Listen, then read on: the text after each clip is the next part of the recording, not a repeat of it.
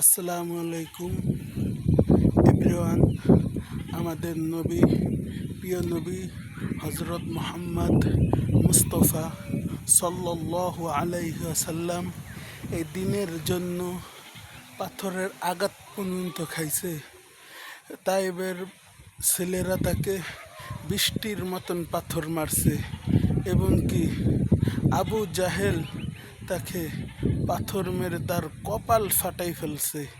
তাইবের ছেলেরা তাকে বৃষ্টির মতো এমন পাথর মারছে, তাকে একবার দুইবার না, তাকে তিনবারও অজ্ঞান করে জমিনে ফেলাইছে।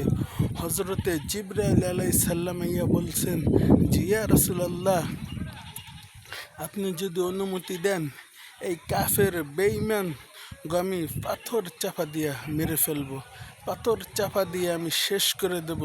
আমার নবী বলছেন, না জিবরাইল, তারা যদি মরে যায় আমি কাদের কাছে দিনের দাওয়াত শোনাবো, আমি কাদের হেদায়েতের পথে আনবো। আমার নবী কোনো সময় বর দোয়া করে নাই, আমার নবী আরও হেদায়েতের দোয়া করছে। হযরত ওমর রাদিয়াল্লাহু তাআলা আনহু নবীর কল্লা কাটতে যাইয়া সে মুসলমান হয়ে গেছে। এই দিনের জন্য নবীর সাহাবীরা পর্যন্ত কষ্ট করছে। এই দিন এমন একটা, ইসলাম এমন একটা মনোনীয় ধর্ম, আল্লাহ পাকের একটা শান্তির ধর্ম। এই দিনের পথে যারাই আসছে তারাই হেদায়েত পাইছে। আল্লাহ রব্বুল আলামিন তাদেরকে হেদায়েত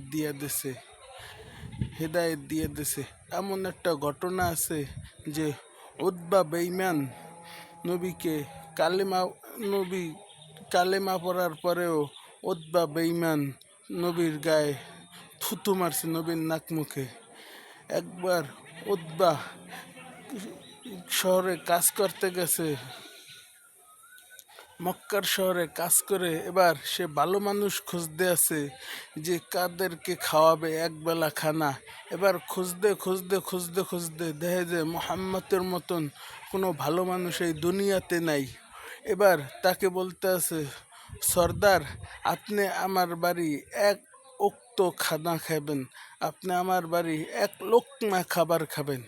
এবার নবীজি তার সাহাবীদেরকে নিয়ে গেছে, বলতে আছে, উতবা, আমি তোমার খাবার খাবো তুমি যদি কালেমা পড়ো।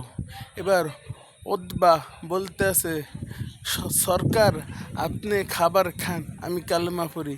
এবার উতবা যখন কালেমা পড়ে মুসলমান হয়ে গেছে, সাথে সাথে ওই জায়গার যে সাংবাদিকগুলা তারা ছড়াইতেছে যে মক্কার একজন নেতা উতবা কালেমা পড়ে মুসলমান হয়ে গেছে। পুরা মক্কায় ঘোষণা হয়ে গেছে উতবা কালেমা পড়ে মুসলমান হয়ে গেছে। নেতা মুসলমান।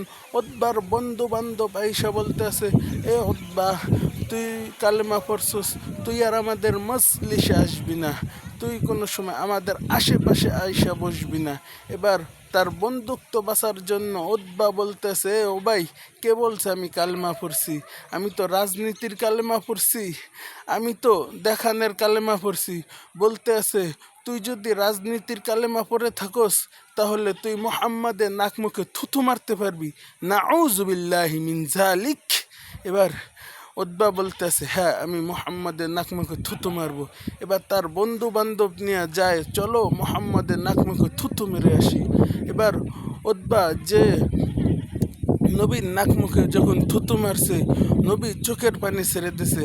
আল্লাহ রব্বুল আলামিন হজরত জিবরাইলকে সূরা ফুরকানের আয়াত নিয়ে পাঠাই দিছি, ইয়াউমা ইয়াদ্দু যালিমিন আলাইহি লাদাইহিম ইয়াকুলু মা রাসূলি সাবিলা।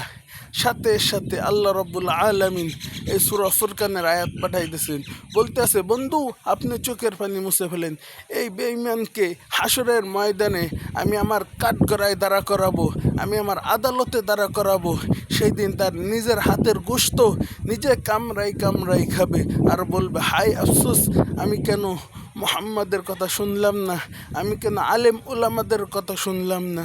আল্লাহ রব্বুল আলামিন আমাদেরকে তৌফিক দান করুক, আমিন। ওয়া আখিরাতানা আলহামদুলিল্লাহি রব্বিল আলামিন।